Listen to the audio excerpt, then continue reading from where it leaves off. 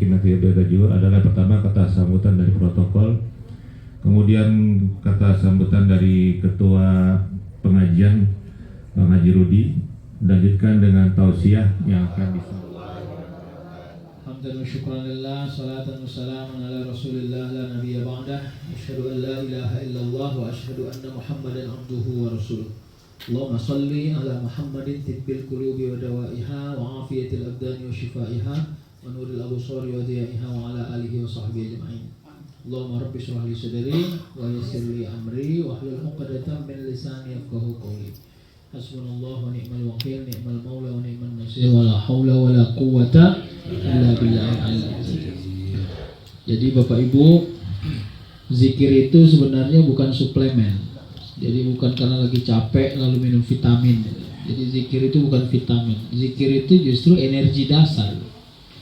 Ala bizikrillahi tatmainnul qulub. Sebenarnya Allah sering kasih keyword, kata kunci ya. Misalnya bersyukur, bersabar, bertawakal. Ini sebenarnya esensinya zikir nih.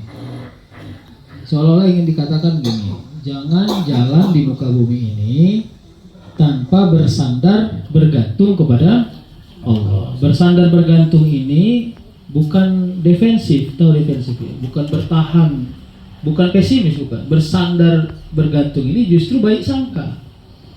Langkah kita yang diawali dengan bismillah, mengucap sesuatu hanya karena Allah Subhanahu wa taala, bismillahirrahmanirrahim, maka kita yakini semuanya tidak akan ada yang tidak manfaat. Bahkan apa manfaatnya orang yang dia keluar dari rumah mau cari rezeki tapi pulang gak dapat rezeki? Apa manfaatnya? Harus berhasil kita cari manfaatnya. Salah satu manfaatnya adalah bersyukur dan bersabar. Sabar itu sebenarnya rezeki, Pak. Ya, walana buluwannakum bisyai'in minal khauf wal ju' wa naqsin minal amwali wal anfusi was samarat wa basyiris sabirin allazina idza asabatuhum musibah qalu inna lillahi. Jadi innalillahi wa inna ilaihi raji'un, kalau kita lihat konteks tafsirnya itu bukan urusan kematian saja itu sebenarnya.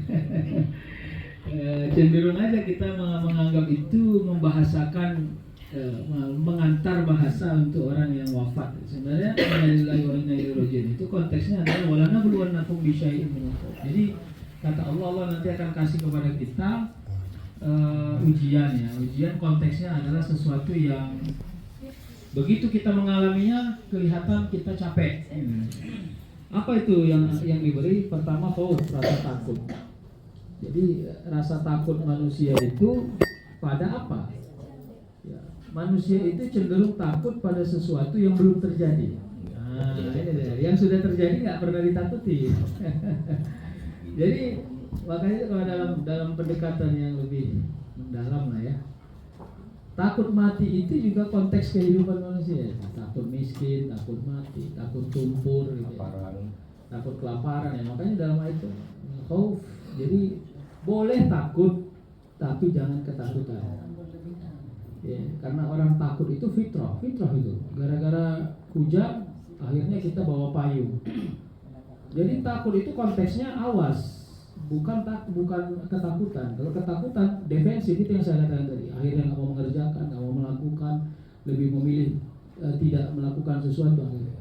Padahal ikhtiar itu wajib. Iya. Jadi salah satu kegagalan orang beriman itu, kalau dia mengaku beriman adalah dia bersangka ikhtiar itu disandingkan hanya digantungkan kepada tawakal. Nggak boleh. Ikhtiar dan tawakal itu simbolnya adalah kerjakan, laksanakan, pikirkan, baik sangka, azamkan. Fa iza azamta fatawakkal 'ala Allah. Bila kau sudah azam pada satu keadaan, setelah kau melakukan ikhtiar dengan sempurna, maka bertawakal. Jadi bertawakal itu sangka baik. Apa ya contohnya supaya lebih enak ya?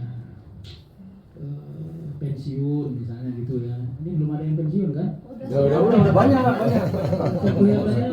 Masih hidup juga, masih hidup sehat. Kelihatan wajahnya masih muda-muda ya gitu. Karena ini pakai ini skincare. Oh iya, skincare. Terbuka rahasianya. Iya, misalnya pensiun. Kadang-kadang akal kalkulatif kita bekerja kalau lagi pensiun kan. Saya ini sudah pensiun, maka saya harus hemat-hemat. Gini, hemat-hemat itu boleh sebagai awas, berhati-hati, tapi tidak menjadi ketakutan gitu. Jadi jangan sampai kayak hemat kita itu mengurangi amal, mengurangi kebaikan, atau kira-kira. Karena konteks rezekinya orang yang pensiun, kebetulan memang saya belum pensiun ya, tapi memang saya mencoba melihat rezeki orang pensiun itu beda ya. Rezekinya bukan harta ansih, tapi Allah boleh jadi beri kekuatan, kasih sayang. Dulu waktu suaminya belum pensiun, ya, dibuat teh manis, udah hilang aja orangnya ya kan. Tapi sekarang udah pensiun pun disuruh-suruh aja Ustaz. Nenek Kalau pulang kamu di rumah, kita lapor rumahnya ya. belum Kak, belum. Cerita kawan begitu Ustaz. Iya. Yang udah pensiun. Kelihatan ada yang bermasalah jadinya. Iya, masalah jadinya. Nggak cukup membelanja kan ya. Jadi sebenarnya rezekinya orang pensiun itu adalah tingkat konsumtivitasnya menurun, tingkat kemanfaatannya meningkat. Kalau saya bilang sama jamaah-jamaah saya di sana itu, saya katakan ciri-ciri orang pensiun itu gampang. Kalau pergi ke pajak celananya cutbray, bajunya baju lama itu baju orang pensiun gitu. Iya kan? Karena celana cutbray itu kan celana tahun 90-an gitu. Bisa masuk ke bawah ke dalam. Tahun 80-an. 80-an gitu. Arapik anak muda Pak. Iya. Arapik. Atau ciri keduanya bukan gitu, bininya di depan, dia di belakang bawa keranjang. Oh, iya. Nah, itu jadi pensiun tuh. Pak kanan ya, Pak masukkan itu. Tapi ternyata itu bagian dari rezeki ya. Kalau kita mau lihat gini, kadang-kadang Allah dulu tidak memberikan kita nikmat berkasih sayang pada keluarga. Tapi kita merindui itu gitu. Kadang-kadang kita sering nangis tuh, anak kita bisa misalnya ayahnya lagi tugas di Sulawesi terus di WA anaknya, ya ranking 1 terus dia nangis nggak bisa damping. Itu ternyata ditabung itu. Nanti begitu kau pensiun akan dicicil. Makanya jangan pernah bercita-cita tidak mendapat rasa kasih sayang pada keluarga. Hati-hati, nanti kita kehilangan itu. Karena konteksnya sederhana. Sedekat-dekatnya kita pada orang lain, orang keluarga itu secara subjektif pasti akan terus merasa lebih dekat dengan kita. Jadi doa yang kita butuhkan itu bukan doa dari orang jauh. Doa anak buah kita itu ece-ecenya itu kan yang betul itu. Yang paling benar itu adalah doa keluarga, kira-kira gitu ya. Nah, Bapak Ibu, apa yang mau saya katakan tadi? Makanya khauf itu, konteksnya tadi itu adalah berhasil mengendalikan sesuatu yang kadang-kadang kita belum mampu memprediksi apa. Ya, sama kayak sakit itu. Tahu nggak apa penyakit paling mengerikan di muka bumi ini? Khawatir. Penyakit hati. Rasa khawatir. Suntuk. Iya, suntuk itu bahaya itu. Penyakit hati itu. Iya, tahu nggak ciri-ciri orang suntuk? Kayak Ustadz lah. Ciri-ciri orang suntuk itu suka membuat orang lain suntuk. Jadi tadi awal nggak ada masalah hidup Pak, begitu duduk sama dia ngobrol jadi bermasalah gitu. Iya kan? Iya. Ada seorang mahasiswa, dia mau bimbingan judul skripsi ke dosennya. Udah gembira kali dia, tapi duduk dia sama kawan yang ngobrol, jadi nggak berani dia. Kenapa? Ini salah.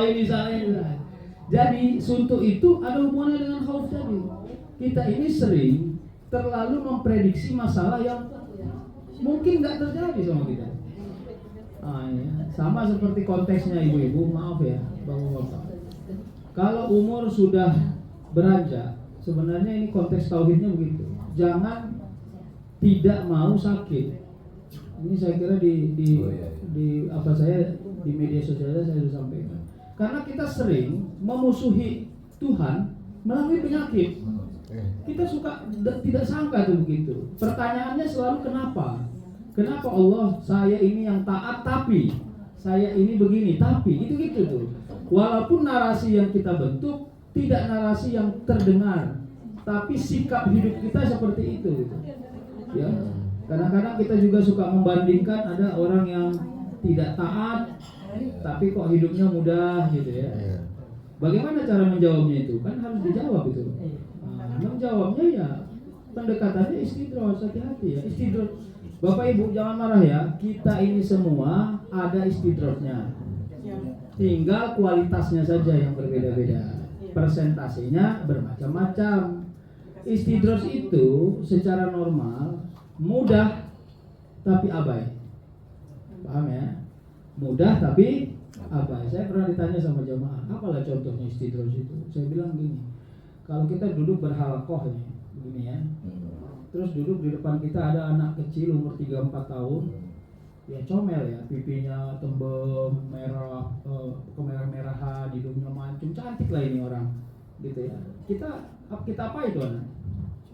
Ya coel, pegang rambutnya, pegang pipinya, gemes sekali ya gitu. Tapi kira-kira dia suka nggak digituin? Nggak suka, janganlah om, janganlah wah, janganlah om. Semakin dia janganlah om, janganlah wah, makin sorawa kan? Kenapa? Karena ada respon. Kita kan butuh respon, jadi dia kasih respon. Nah itulah kira-kira orang yang amalnya bagus. Jadi kena coel-coel itu ujian, itu konteksnya ujian. Jadi siapa orang yang diuji? Orang yang kelihatan menggemaskan.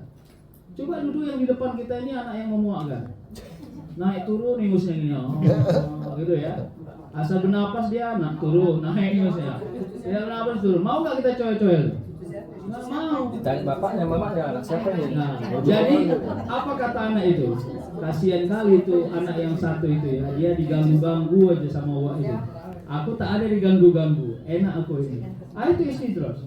Jadi istidros itu konteksnya karena kita dan amal kita sudah kelihatan agak memuakkan di hadapan Allah Subhanahu wa taala. Sehingga kita dibiarkan aja. Kita menganggap kita nyaman, tapi kita tidak aman. Ingat itu ya. Yang nyaman belum tentu aman. Yang aman harus belajar dibuat menjadi nyaman. Tapi kita suka memisah itu. Kita mau saya yang penting nyaman, mau aman gak aman itu terserah. Yang penting saya nyaman. Itu bahayanya kita beramal ini. Mau kita berarti Ustaz ya? Iya, sur-sur kita, mau kita, ya kan? Lagi enak mainkan, nggak lagi enak biarkan. Nah ini yang menjadi masalah. Padahal amal itu, kalau dalam konteks ketauhidan dia sebagai tanggung jawab. Bapak Ibu, begini ya. Tolong jangan dipahami semua kewajiban kita, termasuk yang sunnah itu, jangan dilihat sebagai sesuatu yang voluntary. Tahu voluntary? Sukarela, nggak boleh. Jadi seolah-olah kalau udah infak, sedekah, Sekedar aja. alhamdulillah nih saya udah melakukan sesuatu. Nggak ada, kau nggak melakukan apa-apa. Buktinya tadi saya infak. Yang kau infakkan uang siapa? Uang saya. Dari siapa? Dari bos saya. Bosmu dari siapa? Ayolah kita jumpai sampai Tuhan yang memberi. Nah, kita suka merasa sudah melakukan satu kehebatan di hadapan Tuhan, padahal itu tanggung jawab. Jadi kita rubah aja konteksnya dari voluntary menjadi mandatory, dari sesuatu yang sukarela menjadi tanggung jawab, supaya kita tidak sombong, tidak pamrih, tidak merasa sudah banyak. Itu kira-kira. Saya diminta ceramah di KBIH, orang yang mau umroh. Itu satu, saya Ustadz khusus mau umroh karena saya minta agar punya anak. Rupanya dia 12 tahun belum punya anak. Saya tidak sebut nama ya, makanya tidak gibah nih. Ya, saya mau bicara pelajaran aja. Berapa hari umrohnya? 14 hari Ustaz. Oke. Apa? Khusus saya mau minta anak. Saya bilang sama dia. Minta anak itu dunia. Salah mintanya? Enggak. Tapi jangan kau hadir ke tempat di mana orang sekali aja sholat seumpama 1000 kali sholat. Kira-kira gitu. Lalu permintaanmu sangat duniawi ansih, jangan hati-hati. Ya apalagi saya mau naik eselon 2 nih Ustaz, makanya saya mau umroh. Wah, itu terlalu sederhana bos. Kira-kira gitu. Jangan kau anggap Tuhan itu komersil. Enggak, kau minta pun dikasihnya sebenarnya. Tapi kan adab sebagai makhluk harus ditunjukkan. Sholat, taat, baik, menghindari dosa, meminta, itu adabnya. Nah, makanya mematuhi. Terus gimana? Salah satu yang paling mahal yang harus kita dapatkan dari Allah itu adalah keampunan. Ya, inna fatahna laka fatham mubina liyaghfira lakallahu ma taqaddama min dzambi wa ma ta'akhkhar. Jadi kalau Allah sudah kasih kemenangan kata Allah, maka kemenangan itu nyata. Surah Al-Fatah itu toh. Liyaghfira lakallahu ma taqaddama min dzambi. Apa hadiahnya? Kau akan aku ampuni dosanya pada sesuatu yang lalu-lalu dan yang akan datang. Jadi tuh karena 2018 berangkat ya di Mahbazin ya. Saya juga 2018 tapi kita nggak ketemu. Saya kloter 3. Kedatuan itu Ustaz. Jadi iyalah. Apalagi tahu lagi kamu bilang lagi. Jadi ada seorang jamaah selesai dari Armina lalu datang ke saya, Ustaz saya mau tawaf sunnah nih. Saya rencana mau 1 harian di Makkah di Ka'bah. Dikasihnya kertas, Ustaz tuliskanlah ke saya Ustaz. Apalah zikir yang bagus ya supaya saya tulis di situ Pak. Astaghfirullahalazim. Saya kasih mau dia. Ada yang lain Ustaz? Akhirnya nggak ada yang lain gitu. Akhirnya saya agak rese, ya agak semi marah lah. Saya bilang, Pak, wallahi saya bilang, saya kalau disuruh memilih hadir, ini bisa merinding saya ngomong. Jika Allah memilihkan ke saya, apa yang kau minta duduk di sini, yang aku langsung direct kabulkan. Aku hanya minta ampunkan dosa saya, karena itu yang hanya bisa menyelamatkan saya. Tidak ada yang lain. Kalau harus memilih, tapi kan Allah kadang-kadang tidak memberi pilihan. Karena tidak ada pilihannya, maka pastikan keampunan Allah menjadi pilihan yang tidak pernah kita tinggalkan. Itu maksud saya. Jadi jangan sampai begitu sampai di sana minta anak fokus tapi minta keampunan tidak fokus. Kenapa? Karena konteksnya tadi ada. Jadi ya Allah ampunkan saya. Kenapa? Kita tidak berhasil menjamin diri kita lepas dari dosa masa depan. Mana ada yang bisa jamin? Siapa yang bisa jamin? Berat Pak. Apalagi dosa kita berhubungan dengan akidah. Ya berat Pak. Saya pernah diminta ceramah di satu rumah. Ya, nggak usah disebut alamatnya. Dia sudah 4 kali pindah agama. Mamanya meninggal, saya diminta ceramah 40 hari. Jadi karena mamanya Muslim dan dia sekarang saat saya diundang itu dia masih Muslim, sedang Muslim lagi. Ya. Jadi dia seorang perempuan, ya dia cerita vulgar ke saya. Saya Pak Ustadz katanya nikah sama 4 orang yang berbeda. Satu, saya nikah sama orang Perancis, dia punya agama Protestan, saya pindah Protestan. Dia nikah sama Jepang pernah gitu. Jadi dia nikah cerai gitu. Setiap dia nikah sama beda agama. Dalam hati saya itu tidak popularitas itu, hati-hati. Itu bukan untuk, dan hati-hati itulah dosa yang paling ngeri, Pak. Mempermainkan akidah. Saya ajak kita untuk berhati-hati di ruang itu. Mungkin bukan kita problemnya Pak, tapi keturunan kita.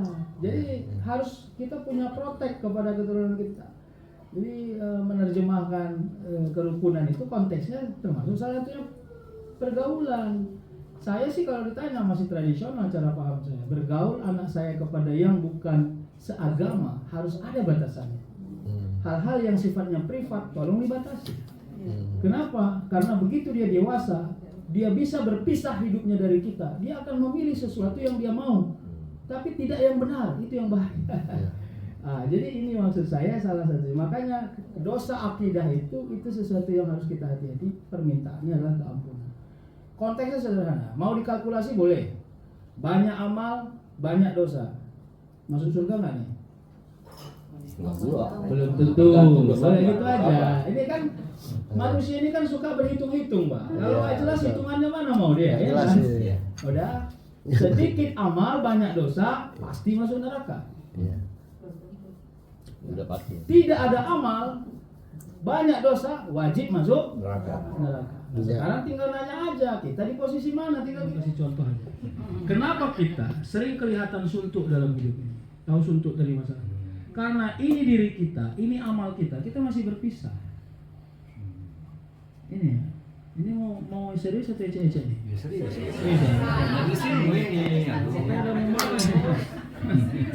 Iya, kalau mau ece-ece saya juga bisa ece-ece ini. Ece pun boleh lah, dua-dua lah, ece serius.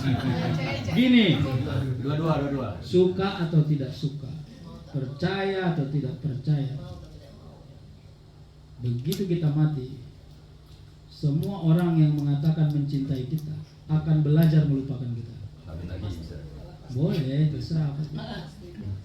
Iya, kalau mau tahu ini buktinya mana, coba Bapak Ibu ceritakan apa ingatan yang paling konkret Bapak Ibu tentang almarhum atau almarhumah orang tua. Ada nggak yang paling konkret? Yang generik banyak, yang konkret nggak? Ada. Ya, tapi tidak. Pakai rotan. Ya, itu kan generik itu yang saya bilang. Tapi apakah ingat secara konkret sampai teknis-teknis? Enggak. Sudah tidak. Nah, maka jangan pernah bergantung pada cinta makhluk. Ke situ kesimpulannya. Iya.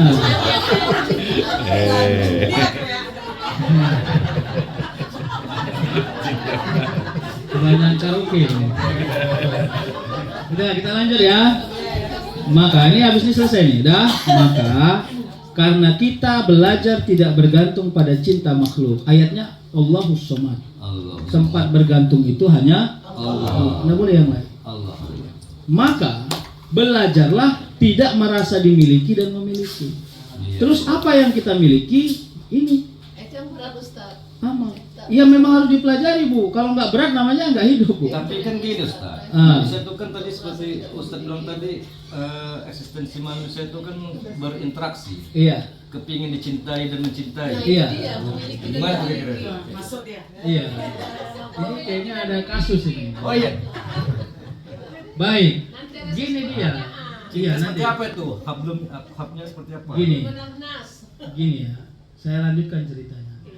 Begitu mati ini si Fulan ini, kan nangislah nih keluarganya, benar toh? Udah meninggal si Anu, udah meninggal si Anu. Padahal belum lagi ini dikuburkan, masih disemayamkan, udah dibilangnya nggak ada. Begitulah bahwa orang sudah tidak menilai kita ada, padahal kita masih ada jasadnya walaupun ruhnya udah nggak ada. Itulah kejamnya kita kepada orang yang sudah nggak punya ruh. Udah nggak ada abangmu ini, tengok nih udah nggak ada. Padahal udah jelas itu gemuk di situ badannya. Coba bayangkan. Itulah kekejaman kita pertama. Oh iya, kalau nggak percaya matilah dulu. Coba rasakan. Nah, yang kedua, begitu ini dikubur, masuk dia waktu maghrib, masuk hujan. Ya pergi lawak dulu ya, udah maghrib ini, kapan-kapan awak ziarah lagi. Selesai toh. Maka apa katanya? Ruh itu merasa kesepian. Kemana ini orang yang mengaku mencintai ini? Kira-kira gitu, ya kan? Barulah apa? Amal ternyata menjadi sahabat. Tuh si Opik kan benar, itu tuh dari syair para ulama itu. Teman sejati adalah amal. Memang ada syairnya. Nah amal ini yang saya katakan tadi, kita masih berpisah dengan amal yang suntuk kita mengerjakannya. Begitu Allahu Akbar, Bismillahirrahmanirrahim, Yasin, kata imam itu dalam hatinya lontong lah, panjang kali akhirnya. Awak mau cepat, memang lah ini kawan, dalam hati. Yang suntuk ngerjainnya. Setiap dia bilang mau infak, aduh si awak-awak aja, nggak ada yang lain. Tapi dia menjadi teman. Maksud saya adalah inilah jadikan sebagai gairah. Jangan lagi berpisah. Makanya saya katakan tadi, jangan terlalu bergantung pada cinta makhluk. Sederhana, ya, dan itu dikerjakan para sufi. Makanya kenapa banyak orang bisa tidak pernah tinggal dia punya tahajud, karena dia sudah bergairah mengerjakannya. Tubuh dia ini sudah dilatih untuk elastis, menikmati sesuatu yang nggak bisa dinikmati banyak orang. Itu kira-kira. Dan itu memang harus ada di kita. Itu yang saya awali tadi. Zikir itu bukan suplemen. Itu yang saya bilang tadi awal kan. Zikir itu kekuatan dasar. Ala bizikrillah tatmain. Itulah Allahus Somad tadi. Jadi gimana? Maka sampai kepada hukum fikih. Saya pernah tanya, Ustaz, saya mau puasa sunnah, apakah saya harus mendapat izin dari suami saya? Kalau saya membaca tidak. Cuma pemberitahuan aja. Ya, pengumuman, mama besok puasa Senin. Ya. Jadi nggak ada kuasa suami melarang istrinya taat kepada Allah. La ta'ata li makhlukin fi ma'siyatillah. Tidak boleh taat kepada siapapun makhluk, apapun nama jenisnya, untuk bermaksiat kepada Allah. Mahwal maksiat fillah, orang ingkar, orang membatasi taat, orang membatasi kewajiban, ini namanya fi maksiatillah. Nggak boleh. Makanya bapak-bapak kalau kita jadi suami, jangan pala mentereng kali. Mama siapa yang izin puasa? Siapa? Ini bosnya ini. Nggak ada itu. Ya, konteks kehidupan sosial, Anda bosnya. Konteks tauhid, semua orang punya kepentingan sendiri tentang keimanan. Jadi saya kira gitu. Ini cerminan dari Asia. Dia punya suami namanya Firaun. Dalam satu riwayat yang paling masyhur, dia nggak pernah cerai kepada suaminya. Tapi dia tetap bertahan dengan keimanannya. Dia mengimani agama Musa. Nah kira-kira gitu. Kenapa? Bagi dirinya, suamiku, saya mencintai engkau sebagai suami. Tapi saya punya pandangan lain tentang kayak mana. Nah, tapi ini bukan jadi dalil pernikahan beda agama, karena beda. Waktu itu tidak ada nama agama seperti yang ada sekarang. Baik, konklusi lah ya. Jadi maka bagaimana? Nanti tanya jawab, kayaknya banyak yang mau nanya nih. Maka bagaimana? Belajarlah bergairah. Ini yang saya juga masih belajar, benar. Jadi sensitivitas kita harus dikuatkan. Gini ya, ada orang kalau di rumah payah sholat, kalau di masjid segala sholat sunnah pun dikerjain, sampai bingung nih mau ngerjain sholat sunnah. Ya kan? Kalau di rumah udah dengar ngaji-ngaji asar baru sholat zuhur dia, supaya satu paket. Nggak ada di sini, tenang Bu. Saya membilangkan orang lain ini, tenang, udah aman itu. Ya kira-kira gitu. Bagaimana? Harus ada ikhtiar, jangan main lemas-lemas saja. Cemana lah Ustadz, nggak ada itu. Pergi kau kalau bisa kau tinggal di masjid, karena hanya masjid yang bisa menjaga sholatmu dari ketinggalan. Kira-kira gitu. Makanya bertemanlah dengan orang soleh, benar toh? Kenapa? Dengan orang soleh kita belajar keadaban dalam hidup ini. Kalau udah tahu sadar diri nggak soleh, bertemanlah dengan orang soleh. Tapi jangan pengaruhi dia, engkau yang harus terpengaruh dengan dirinya. Kira-kira gitu. Nah, yang kedua sama dengan berbagi, ya, wa yunfikuna fis sarra'i wad dharra. Gini ya, membaca Quran. Coba tes. Sholat itu penting nggak? Oh, sangat penting lah. Tunggu. Kepentingannya itu berdasarkan dalil atau berdasarkan rasional? Dalil. Kalau dalil nggak kuat kepentingannya, karena manusia tidak suka didoktrin tanpa alasan. Itu kajian filsafatnya. Maka ayo kita bentuk kajian rasionalnya. Gimana? Nggak usah jauh-jauh pakai mu'zam, nggak usah. Pakai Google aja. Coba buat di Google. Berapa kali Allah perintahkan Al-Quran sholat dalam Al-Quran? Enter kan? Banyak. Pertanyaannya sederhana, secara rasional. Kalau sholat nggak penting, untuk apa diperintah berulang-ulang? Samanya mama awak nyuruh dulu. Saya dulu punya mama. Yang mana tahu ibu-ibu nggak punya mama, nggak tahu kan? Ibu saya sudah almarhumah, itu masalahnya. Kata mama dulu, pergi kau ke kedai, beli minyak lampu, beli ini sampai 8. Begitu saya keluar kepala mama saya dari pintu. Cabe jangan lupa, cabe. Kira-kira itu maksudnya apa tuh? Cabe yang lebih utama. Yang lain boleh lupa, asal jangan cabe. Itu namanya dalam kaidah bahasa litakid. Kalau Allah sudah mengulang-ulangi perintah itu dalam Al-Quran, berarti very serius. Tolong jangan dibuat sederhana.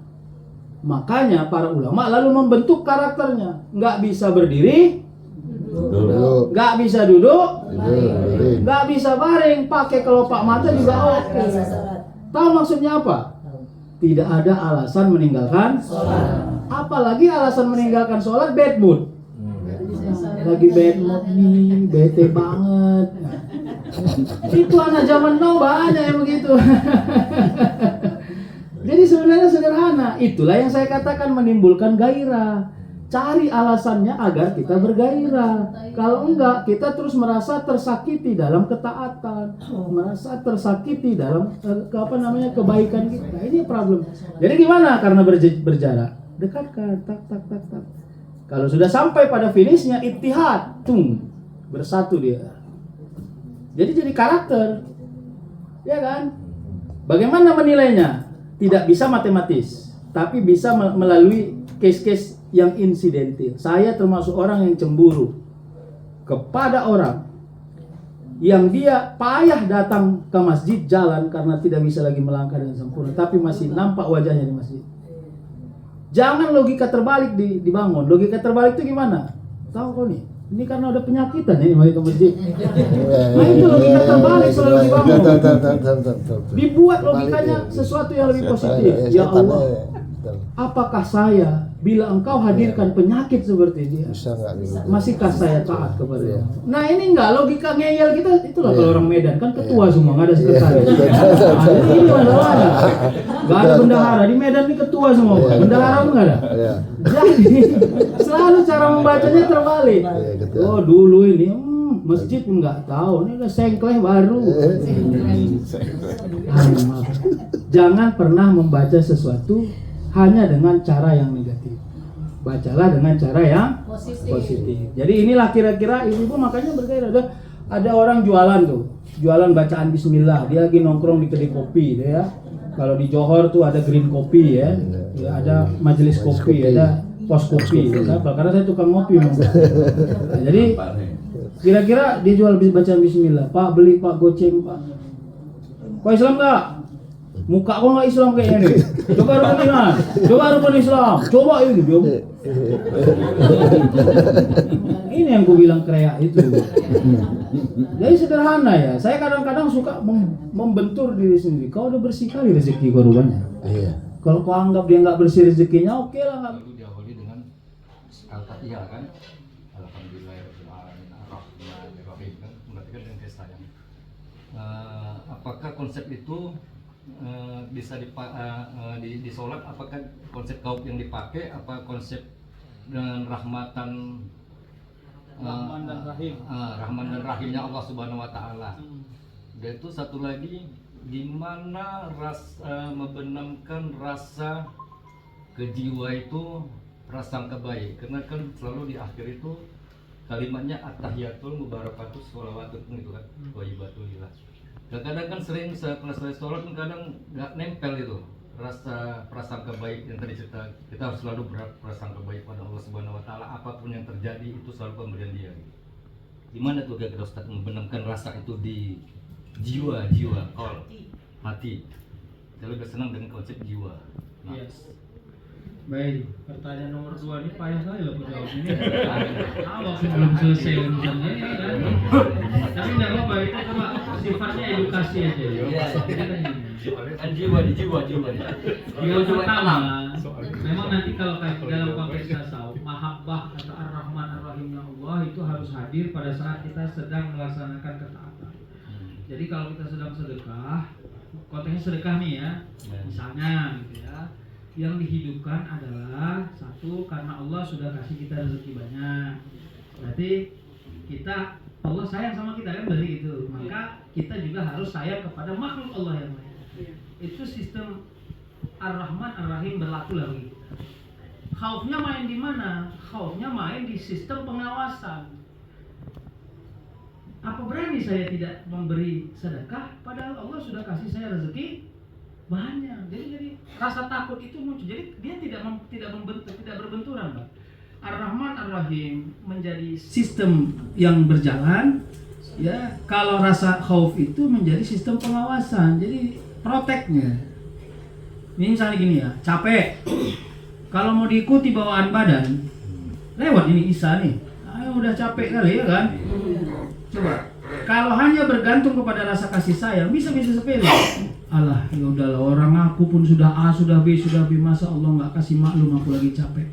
Kalau hanya bergantung situ, salah menerjemahkan kasih sayang Allah. Maka harus ada intervensi rasa khauf. Itulah protek tadi. Apa boleh saya tidak sholat hanya karena capek? Akhirnya bangkit. Gitu kira-kira. Jadi khauf itu tidak pernah bertentangan dengan Ar-Rahman Ar-Rahim, hanya tinggal sistem kerjanya aja yang dibenahi. Nah, sama nih membuat dosa. Saya pernah ditanya, ini kan ya rambut saya ini baru pangkas nih. Saya rambut saya gondrong. Saya pernah ditanya sama jamaah waktu saya lagi kajian di Bogor. Tanya, Ustaz, aku nggak sempat pangkas.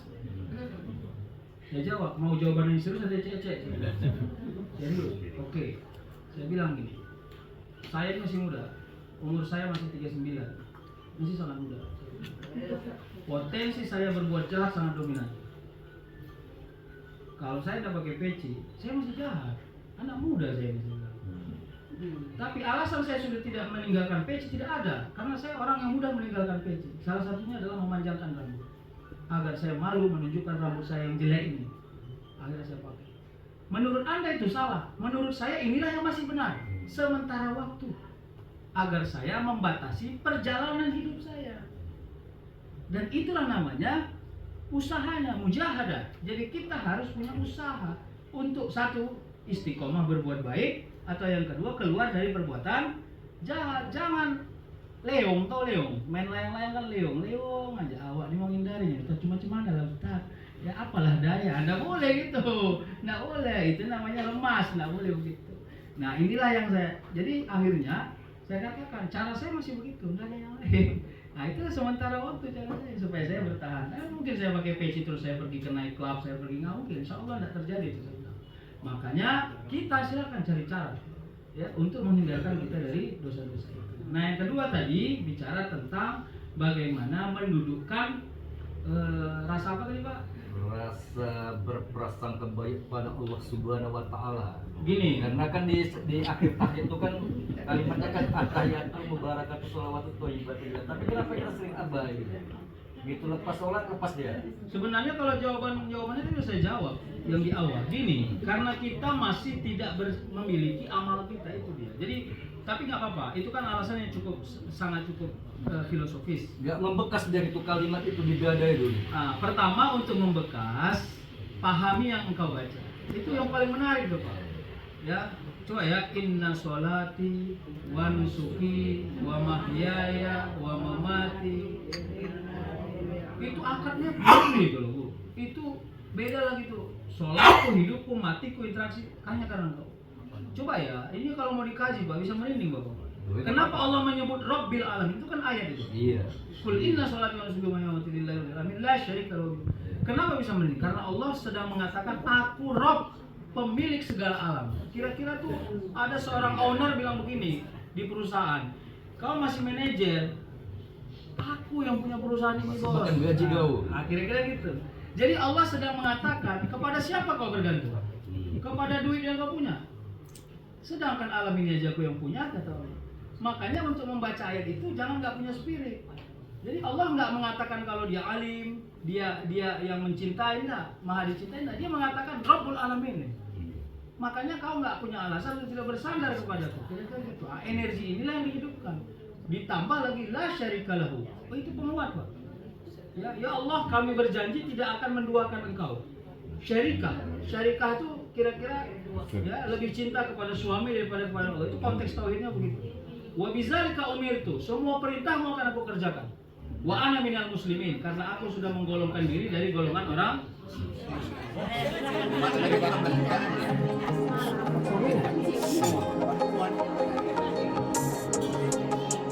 cepat udah lapar ini.